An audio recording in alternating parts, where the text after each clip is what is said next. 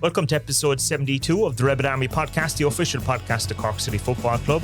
And this week we catch up with the new women's manager, Coughlan.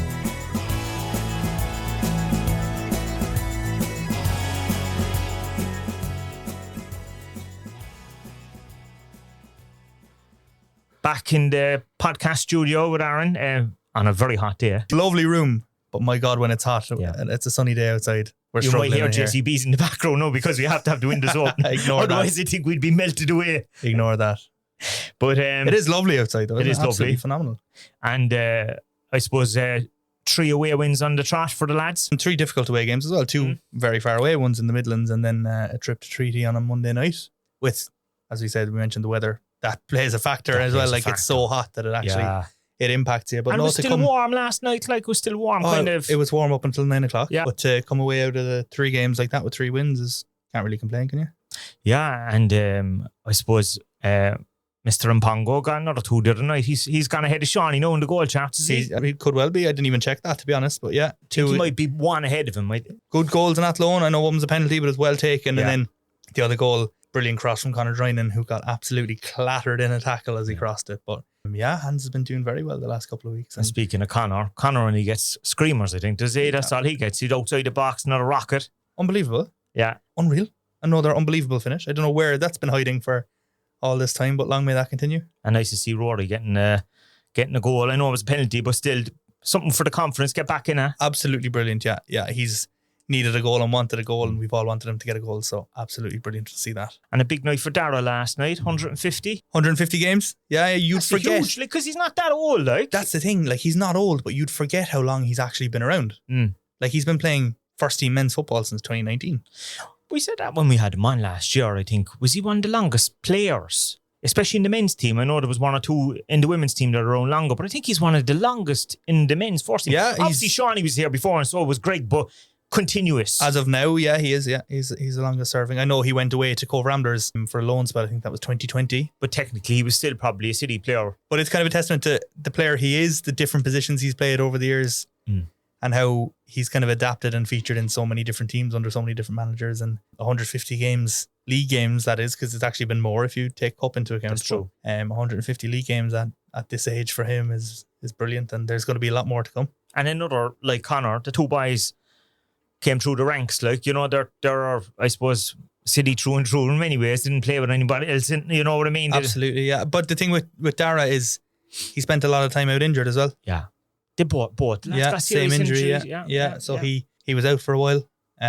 Which he spoke about. If you haven't heard that, it was a very interesting podcast. Like, when we talked about that, he was out for, say, nearly 12 months, yeah? Best part of it anyway, yeah. But he came back and he's been stronger than ever and better than ever, and he's back comfortable and back racking up appearances like that, and he's known to get a goal or 2 as well each season. He got a great one last year against Shamrock Rovers, and a couple of years ago from the halfway line against Shamrock Rovers up there as well. So he has that in his locker, and I think he's one of those players that everyone appreciates, that he's, like I said, you can play him anywhere, and you always know he's going to do a good job for you. So brilliant to see 150, and here's so many more for him as well. And a nice gap now again at the top of the table. I think, is it about 12 points? Is it 12 points now? Yeah. And considering we were second only a couple of weeks ago. Well, that's true. Like since the last time we were on, it's kind of changed very, very fast. But I know we had a game in hand. That was obviously last night. Yeah. That was, talking about the opposite in weather conditions. How long ago was that when it was called off? When it was like a flood down there.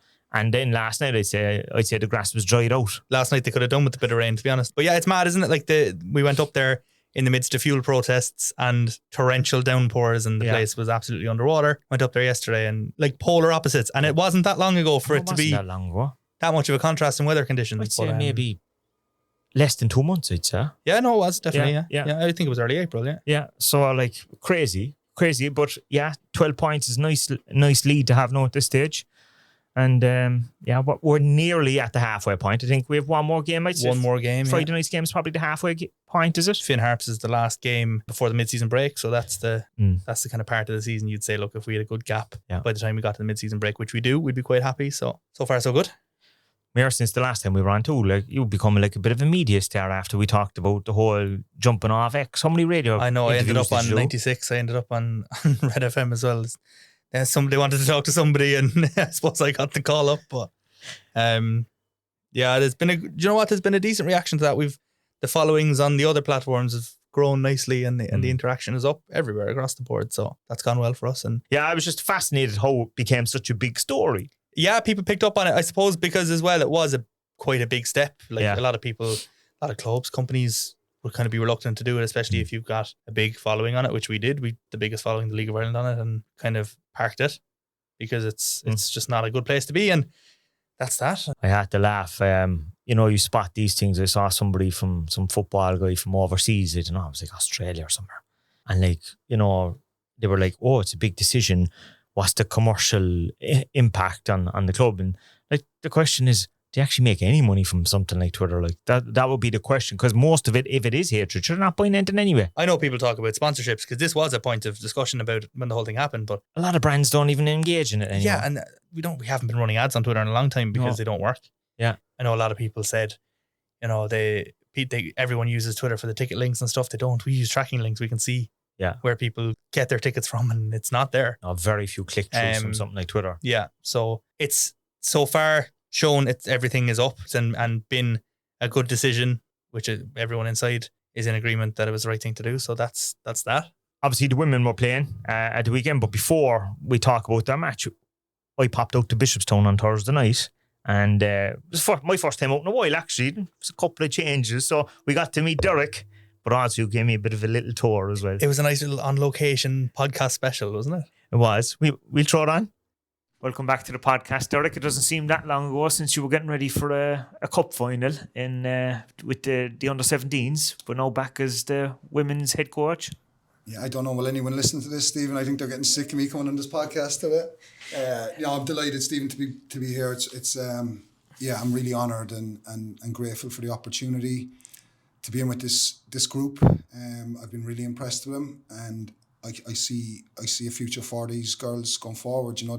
They've shown, even in the few days we've had them so far, they just want to grow, they want to learn, and they want to kick on to the next level, which is where you want them, The morale must have been low though when you came in, was it?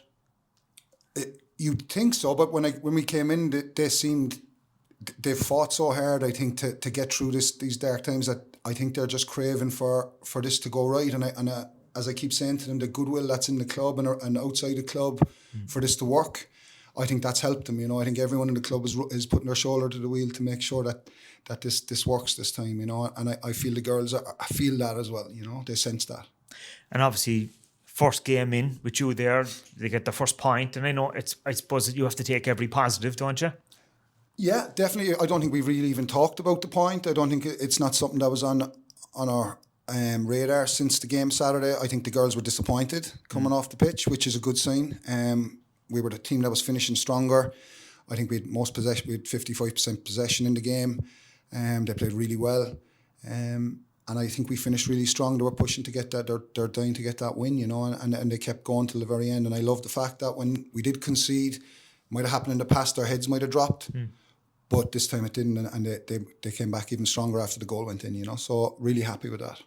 Yeah, and you said obviously they did concede first, but there was some very strong defending, some clearances and stuff like that in the first half, so there was a kind of a fight about them. There was a togetherness, wasn't there, Stephen, really, in the game? I felt there was one incident, I think it was one corner, and I think we made about 5 or 6 blocks to keep it out, and that's what, if you want to be in the elite environment, if you want to be in these arenas, going up to Sligo Rovers, going wherever you're going, you need to bring that with you.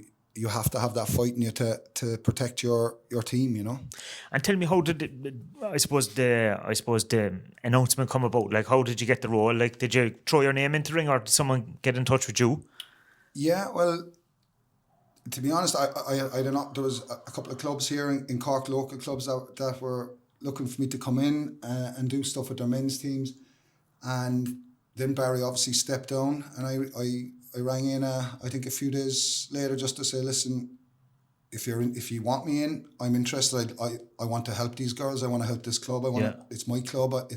It's a club that has shaped my life, And when I see that, I suppose the girls struggling, I reached out to Ian and said, look, if you want me in, I'm available. If you want me to help you get someone in, I'm available. And it just kind of went from there, And then Liam was announced a couple of days later, and I spoke to Liam.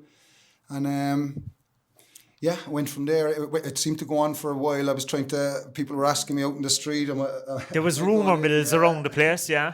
So I was finding that a bit hard. And then it went on for about 2 weeks. And then all of a sudden it happened in a whirlwind on the Thursday, when I was announced. And then we had a game, obviously, Saturday and trained Monday and Tuesday. So you went from Thursday straight into a match on the Saturday? Yeah. So you obviously didn't get that much preparation time, so with the girls in advance of that? No, just the training Thursday and the trip Saturday. So yeah, it was a whirlwind. But are any of your squad from last year in the squad now? Like from your under-17s, or is there some of them after kind of moving up the ranks since last year? Yeah, well, you've got Leah O'Leary Callender, who's away with the Irish team this week now. Yeah. And Anna Cronin, who's a very impressive player as well. Yeah, she's brilliant. I would have been coached Leah and Anna since they were in the Centre of Excellence back at under 14, 13. When you were with the FAI. When I was with the FAI, so I'd know them a while, and they were obviously in the 17s as well with us last year, and obviously tonight now we've some of the 23s up training with us. Because we might be down a few bodies for Saturday, so that there's some of the players I would have worked with last year as well coming up to training tonight. So obviously the talent that's coming through. I know you mentioned we've a young team, 2 young centre backs the last 2 weeks, and they've been outstanding.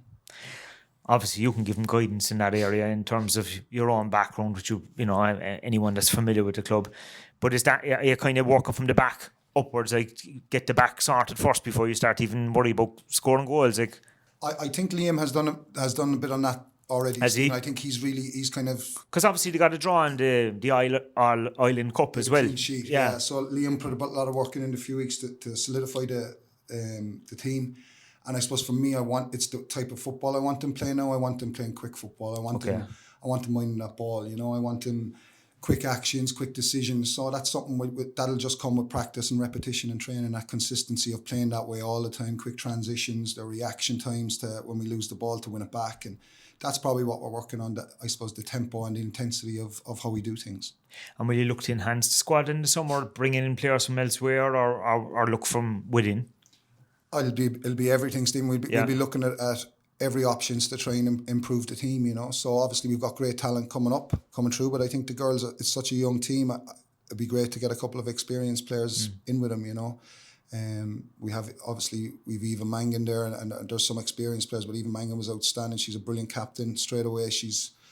I can tell that she wants this to work, and she leads that team really well, and she'd do anything for this club, and even looking at her game last week, she had close to 100 actions, she had 90 plus actions in the game, and they were all important actions, So I've been watching. When I met Ian actually and Liam last Monday week, I just realised it was 7 years to the day since I started scouting for the Irish women's team and the Irish underage women's teams, and that would have been Eva when she was under 17. Back in those days when I was scouting for her, and then to be on the line. Managing her when she was playing the way she played last Saturday, I thought she was outstanding, And you need leaders like that in your team. I'd imagine you'll probably be looking forward to when you get back to the cross. It's been a while since you've been in the dugout with the Turner's Cross. That'll be kind of a big thing for you, I'd imagine. Yeah, it'll be massive going back to the cross.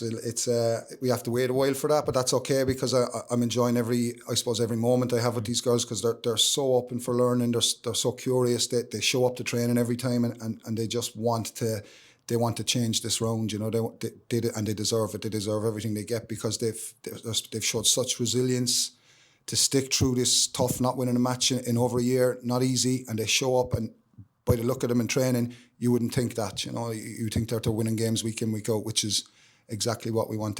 They want to kick on to that next level and bring success to the club, And your own relationship with Liam, then obviously he's the new director of football, but you go back a long time, you played together. So that kind of, I suppose, it is the heart of the club, very much in the club now, in terms of a former player as the women's manager and a director of football. So you kind of have a good understanding, and he has an understanding of the women's game as well.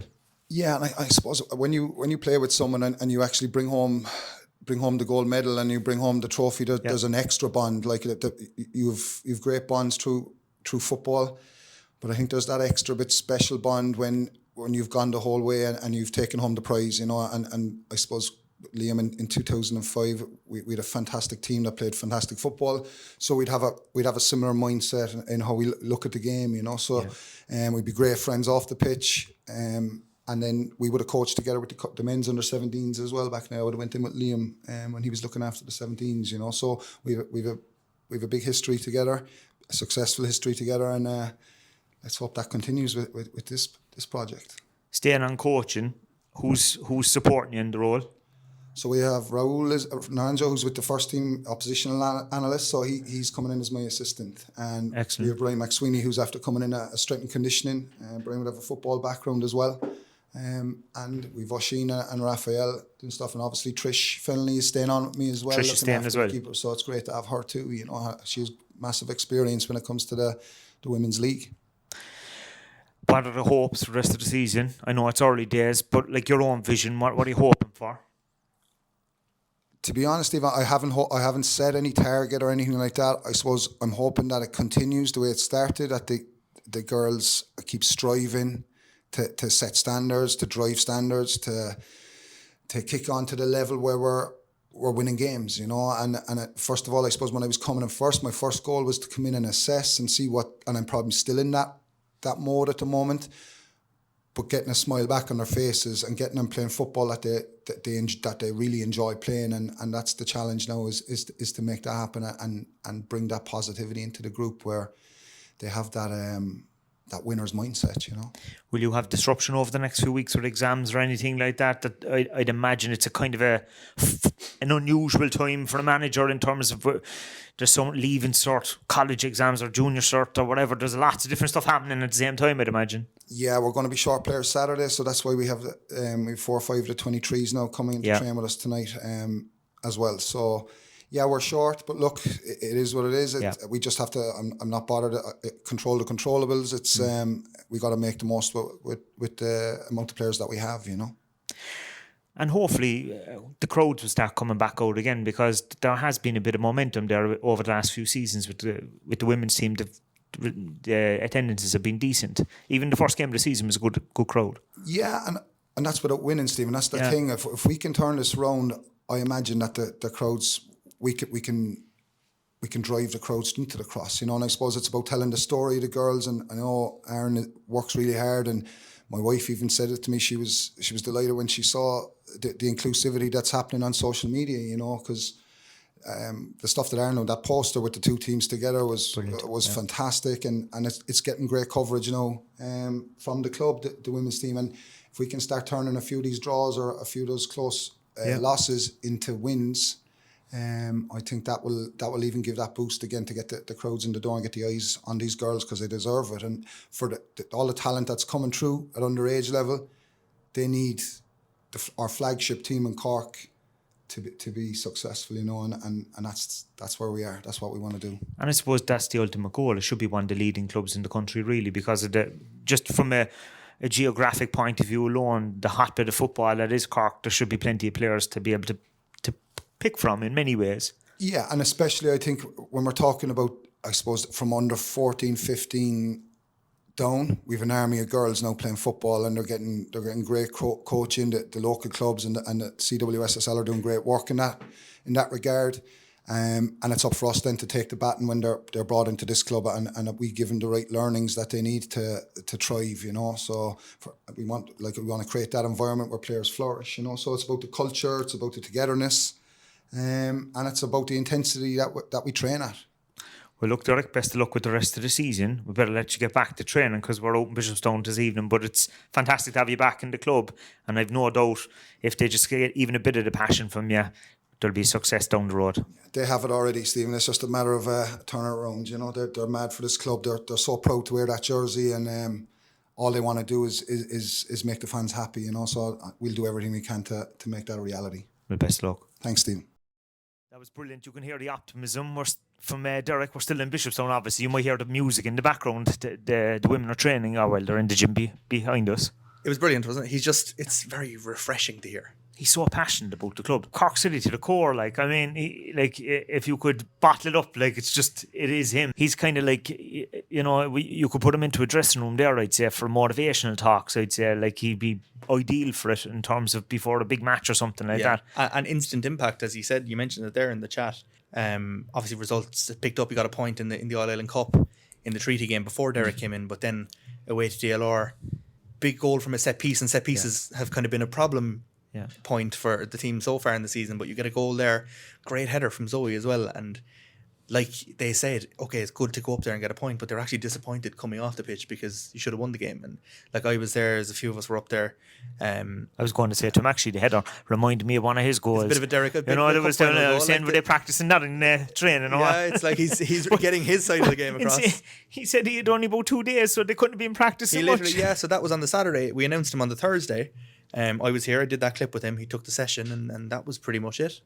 He went up, and now Liam was still part of the coaching staff on Saturday, because obviously the consistency and continuation there, because he'd been involved in the couple of weeks leading up to it. But yeah, it was brilliant. It was a great point. And the most important thing from a game like that, it was actually coming away from the game disappointed that it was only 1 point and it wasn't 3 points. But yeah, they're back on the road. It's 2 tough away games because they're back on the road this Saturday, and it's Sligo away. Yeah, because this is Thursday evening, we're out in Bishopstown. Yeah, by the time you're listening to this, we're going to know the result of the Sligo game. So we might pop back on after this and talk about how that went. But it's a tough run of games because there's DLR away, which is tricky, Sligo away. Next weekend, it's Cliftonville away in the All Ireland Cup again. So it's a lot of travel. And like you mentioned, a long time before he actually gets to step out at Turner's Cross as Cork City manager, which obviously would be a big thing for him and his family. Like, that's what... Be a massive thing. As we said, look, he's Cork City through and through when he doesn't actually get to the Cross for another couple of weeks. But he made a great point there about, like, I suppose the fact that the club is very much an inclusive club. The club is, equal in terms of the men and the women in terms of profile. Now, I know that was a decision the club made, even in terms of social media, that everything is under the one umbrella. Now that it's not men and women. You know what I mean? Do you know what? Last Saturday as well was a good example of that, because both teams were playing on the same day. Yeah. So there was a lot going out on the one channel. The reason behind, I think we might have mentioned it before, but like we had different social media accounts for the women's team, which some clubs do that, some clubs don't do that. But the way I was looking at it was, we've got a massive audience on the men's social media accounts and a smaller audience on the women's social media accounts. And there's a lot of crossover between the two. And in my head, it at a very basic level, why would you just advertise your women's team to a smaller segmented audience when you've got, some of the women's accounts had 7,000, 10,000 followers. You look at the men's accounts, 50,000, 60,000 followers. The TikTok has 150,000 followers. Like, these are huge numbers. So in my head, it was almost a no-brainer. Like, why are we not advertising it to all of these extra thousands of people? Even if they're not in Cork, they don't go to a match. But if you only get a small percent that even, I suppose, say, oh yeah, I might go to that. Yeah, that's better than they not might having look. A large percentage of people might not watch women's football or have an interest in women's football, but it's an awareness thing. They'll get to know it. They'll be seeing it more regularly. They'll naturally take an interest, whether you like it or not, because you're reading about what's going on.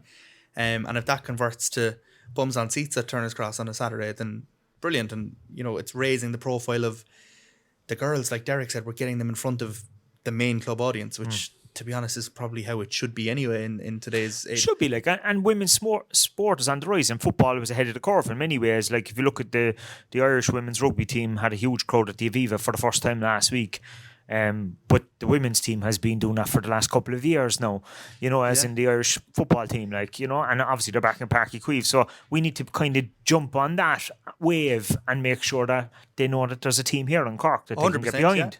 Yeah. A club in Cork as well who have created some of the internationals that you go to watch an Ireland game and you've got Denise O'Sullivan running the show. She came through when it was Cork Women's FC. Saoirse Noonan's in squads. Saoirse. She was here 3-4 years ago. And by the way, congratulations to Sarah. I think she got Celtic's Women's Player of the Year. Yeah, brilliant for her. Yeah, and she's doing very well over there. She's banging in the goals.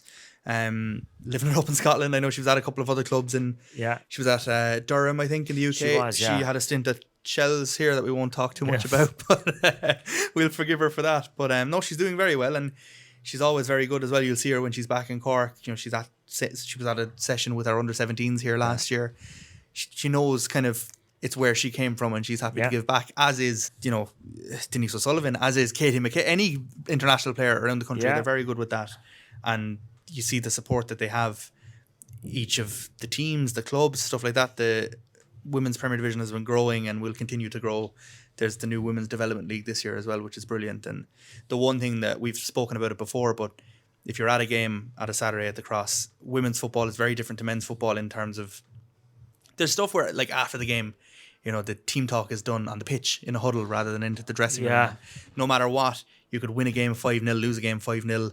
draw the most boring game of football ever, every single one of the players will go and sign an autograph or take a picture for every single person in the crowd, no matter what. The amount of time they give up to do all of this for free, and the club visits, the school visits, like what they actually do and give up to be in the position that they're in, it's phenomenal. Like, and like this is why it goes back to why we should be doing it and showing them off to the bigger audience. It's deserved. And their families get very much involved as well, don't they? You'll see that the parents and siblings and stuff like that, they're all very active in trying to help out. In promoting the game. And we spoke about it here when Shauna McCarthy was on the pod. Shauna's mum, Leslie, listens to every episode. Yeah. She'll be listening to this. But it's the friends and families, it's the buy-in from everybody. And I was laughing at the first game of the season. I think I said that Ciara Mack's mother recognised my voice. Yeah. Said, I know your voice.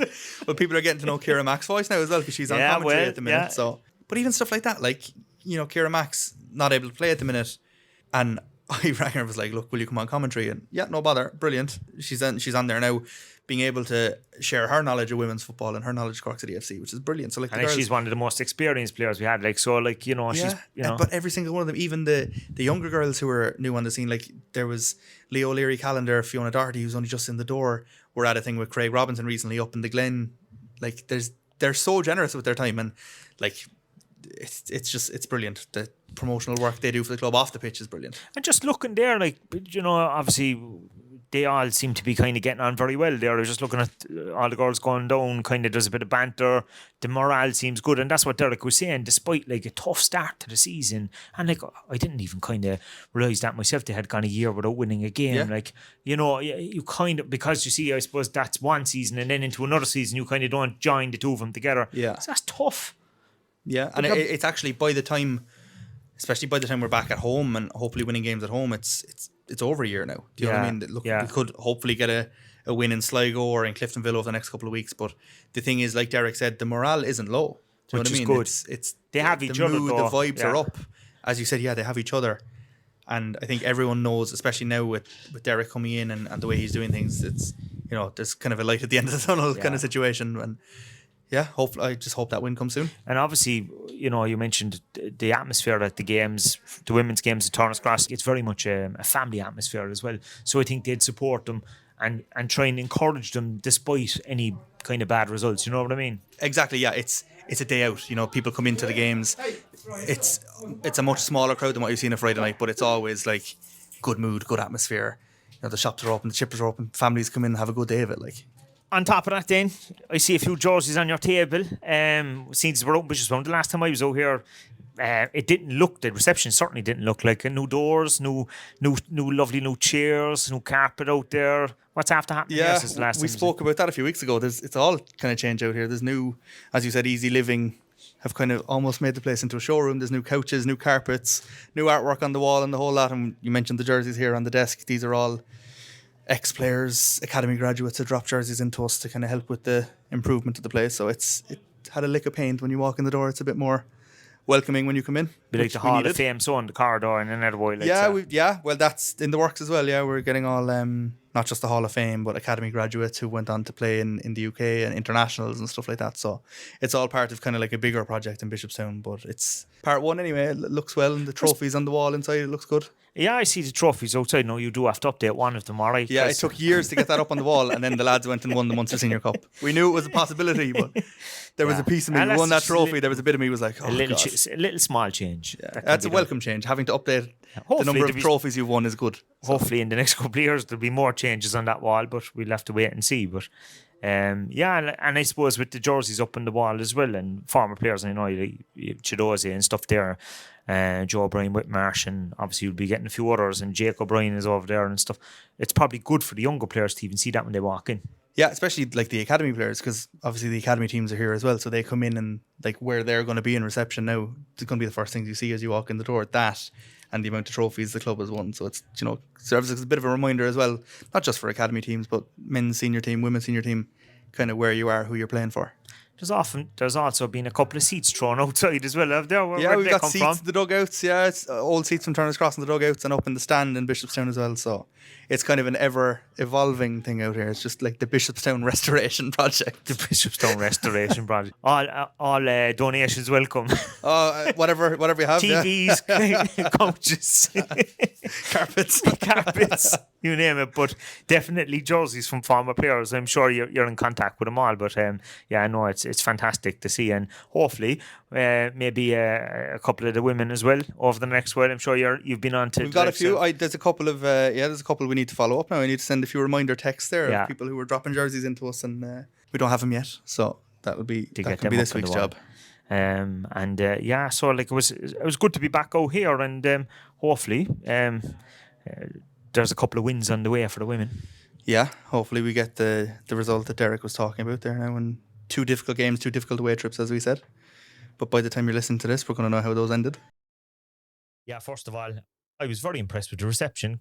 Things have come up in the world in Bishopstown. Yeah, we wanted to make it more welcoming, like, do you know what I mean? And fair play to Anthony and Aina and Dermot, like they did all the work there and got all that sorted, and Easy Living as well, obviously. Yeah, you've seen what the Easy Living suite at Turner's Cross is like, and they've done a brilliant job in Bishopstown now as well, and it looks good. It looks kind of fresh when you walk in. If you've never seen the Easy Living suite, the Monday talk's still happening. Monday Morning Memories is in there every week. If you're ever off on a Monday or you're floating around 11 o'clock, pop in. Lovely little seating area, and actually the Monday is better because there's more space as well. Match night is crazy with all the delegates and everything. I don't even go in there on match night. So, but really nice. But it's like a mini museum. Yeah, there's so many cool little things. There's ticket stubs, programs, little trophies, medals, all jerseys, the pennants, all that kind of thing. Different clubs. It's a really, really cool spot. And then all kind of just caricatures of some of the older lads like John O'Flynn and I think it was the 2007, 2018. Yeah, I think so. Yeah, it's one of David Myler in there as well. I don't know if he's seen that, but he was a young player at the time, and he got a picture drawn of him, and he's in there. So yeah, no, it's a really cool room. So if you ever want to see it, pop in on a Monday morning and have a look at it. But yeah, I suppose it was nice to catch up with Derek. Obviously, he was busy getting ready on the night, actually, with the training session and all that kind of stuff. We had the chat with him, and he literally left the room to run out to the pitch to get straight to work. So I know he'd probably be disappointed with the result on Saturday that happened afterwards. Yeah. So it was a 4-0 defeat away to Sligo Rovers. Not at all what he would have wanted, but if you looked at the squad on the day, a lot of players missing.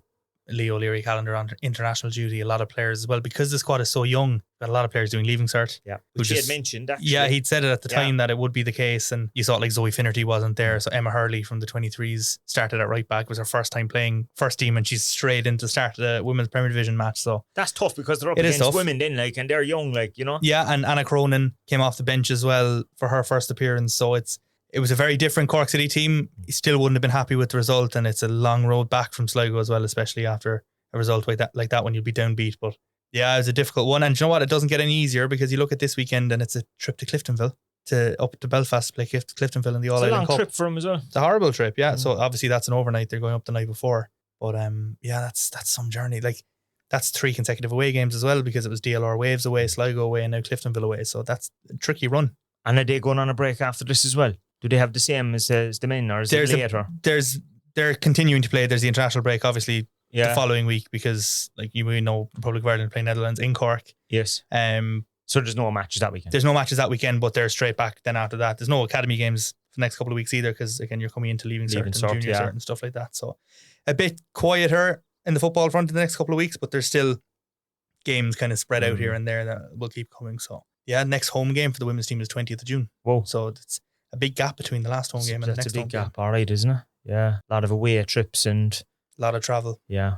But at least the exam season should be over by then. Well, be close. Yeah, I'd imagine it would be over by then. Thereabouts. Bar 1 or 2 exams maybe, but yeah. Some unusual subjects that are usually thrown. There's always one, isn't there? There's always one. There's always one at the back end. Have about a week between the second last and last. Italian or something, or some random at the back. Hopefully he gets a bit of time in the training ground with them as well, because it's still relatively new. Like, he's still getting to know these players. He's still getting to know them. He knows some of them obviously from last year, like with the under 17s and stuff like that. But like, he has to put his own kind of imprint on this side now.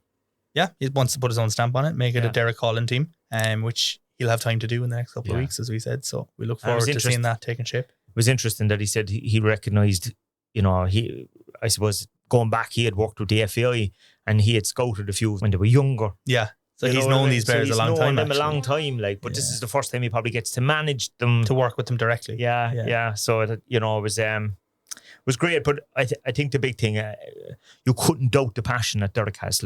No, he's like, we mentioned it last time, but you listen to any of the interviews, the stuff when he first arrived, that podcast episode, you'd run through a brick wall for him. He's just so good at his role. You know what I mean? It's brilliant. But speaking about international fixtures and stuff like that, a bit of a surprise call up for our own Conor. Conor Brand. That must have, it kind of came out of the blue, because it's not the first time we've had an Irish international call up to the senior squad. If I'm correct, Joe Gamble and Alan Bennett would have been called up in mid-2000s anyway. Mid-2000s. I think for something similar, actually, kind of, I think they played in America, I think, at the time. It was Portugal in the States, wasn't it? But there was something random like that. No, again, it was kind of at the end of a season.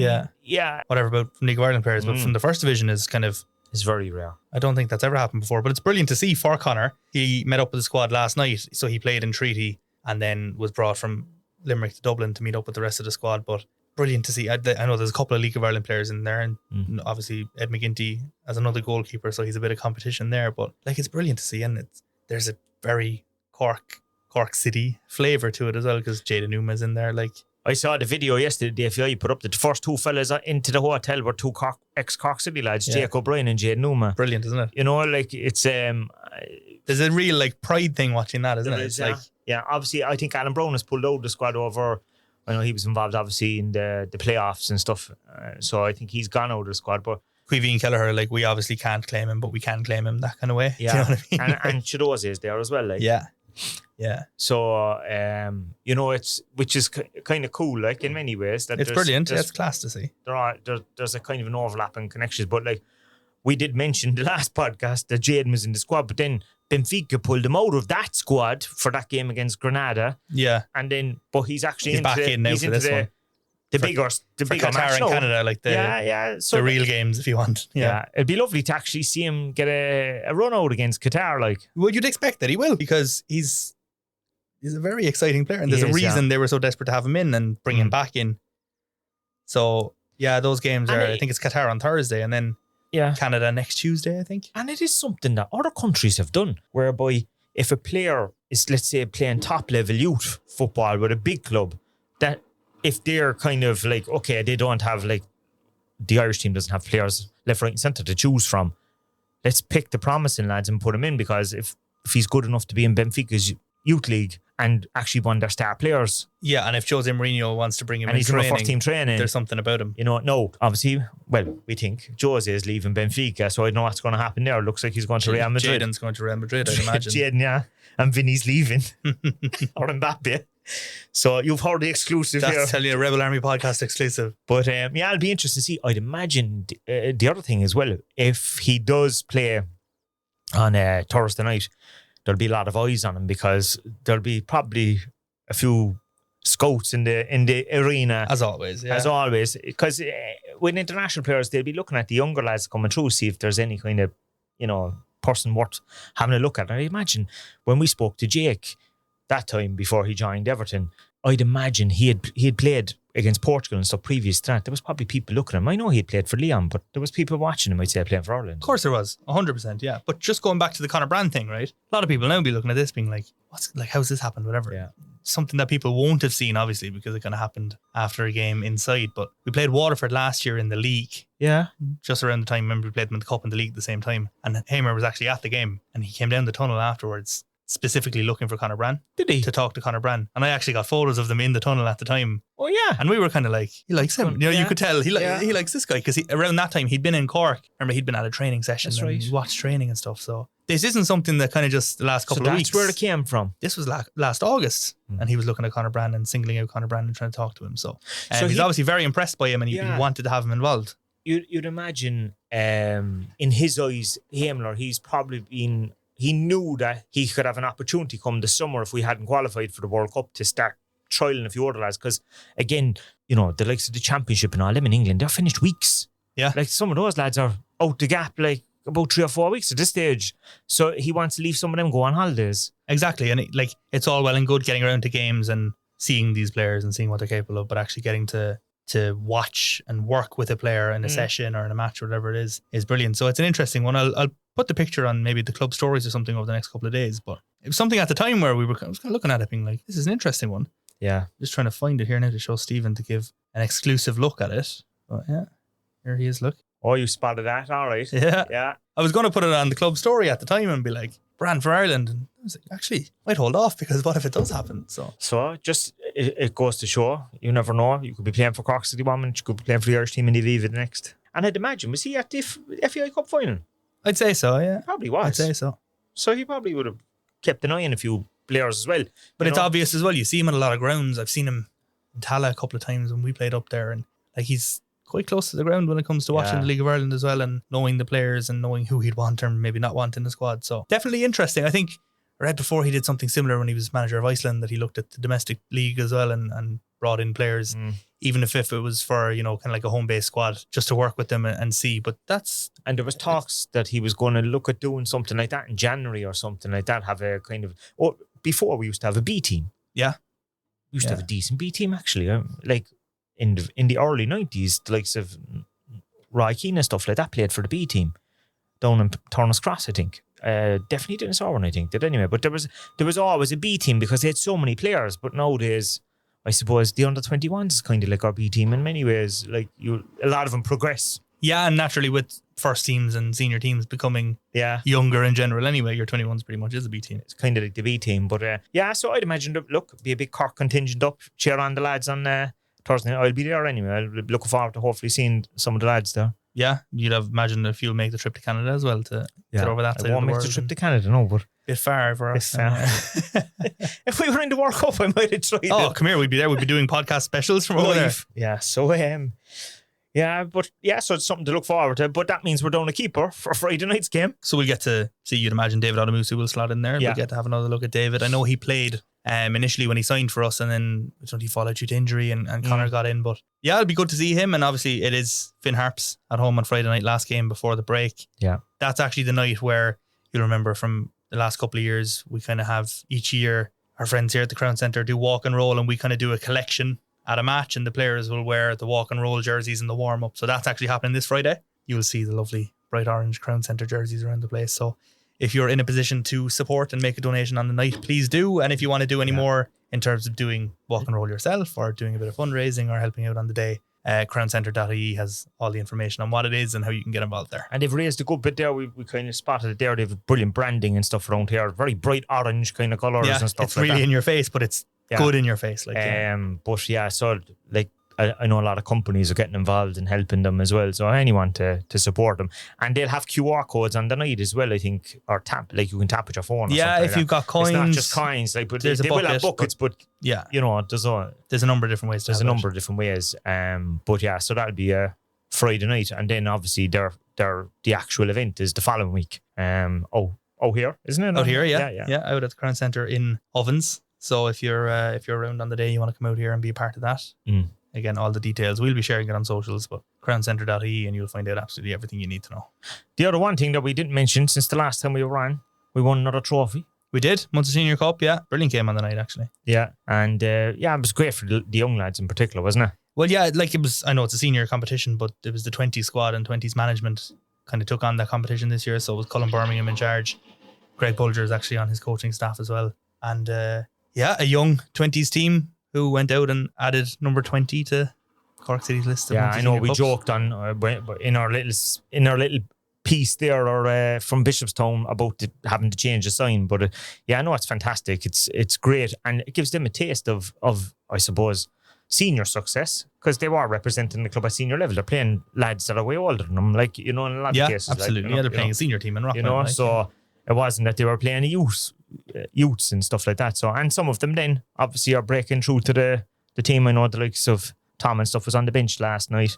AJ will probably be on the bench on Friday night probably as well. Probably, yeah. And just on that topic, Donal O'Connor made his debut for the first team last night. He's the latest in a long line of academy graduates to do that. And He's been on the bench for the last couple of weeks, but he came on towards the end yesterday. Did quite well when he came on as well, so that's brilliant to see. And Do we have any stats on how many of them have brought? I think we mentioned this before. But I'm sure we do. I don't have them to hand, but we definitely have a record of it, so we look into that. You have to do this thing, I see some of the clubs in England do it kind of like number 100, number whatever it is, coming through. Funnily enough, actually, we only had a conversation on doing something similar to that last week. So we're doing a lot of kind of, what's the word, referencing lists and keeping track and building a database like that to do some more with information like that down the line. So that's... Club historians need to get working there. Well, Jerry Desmond has it. Yeah. I was on to Jerry the other day and he's got everything. So this ties into, like you saw the wall in Bishopstown, the trophy wall. There's a couple of other feature walls like that I want to do out there. So that's... again, all part of a bigger project. But it's like going back to what we were talking about, the lads in the Irish squad. Like, how many played for Cork City and then were capped by their country? How many went on to be capped for their country? Like, like, it'd be cool to see stats like that. Like, there's that iconic picture from years ago where there's 4 of the lads all together. It's hanging up in the gym in Bishopstown, It's... Myler, Shane Long, Kevin Doyle. Can't remember who else. Brian Lennon, is it? Is it somebody like that? I think it might be just the 3 of them, actually. I think it might be just Myler. Is it just 3? I think so. But it's up, hanging on the wall in the gym anyway, so that the players, be it from the under-13s right up to the first team, look up and see that and know where you can get to. You have to coordinate. Tell Connor to coordinate the training thing to get the boys together for the picture. Yeah, we'll do that. We've contacts in the FAI base there. We can set that up. Or send up a few jerseys there or something, throw them on them. Anything for a bit of promo, don't you worry. Anything for a bit of promo. But so make sure, get down to Turner's Cross on Friday night.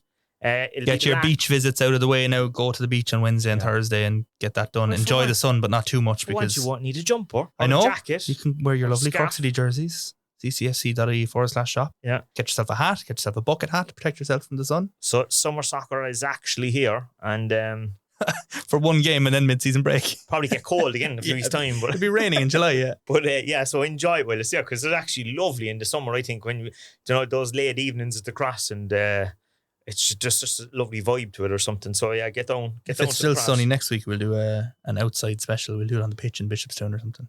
Yeah, we'll go. Get a tent. You never know. This heat wave could be coming with us. We'll have to do a World Cup special as well.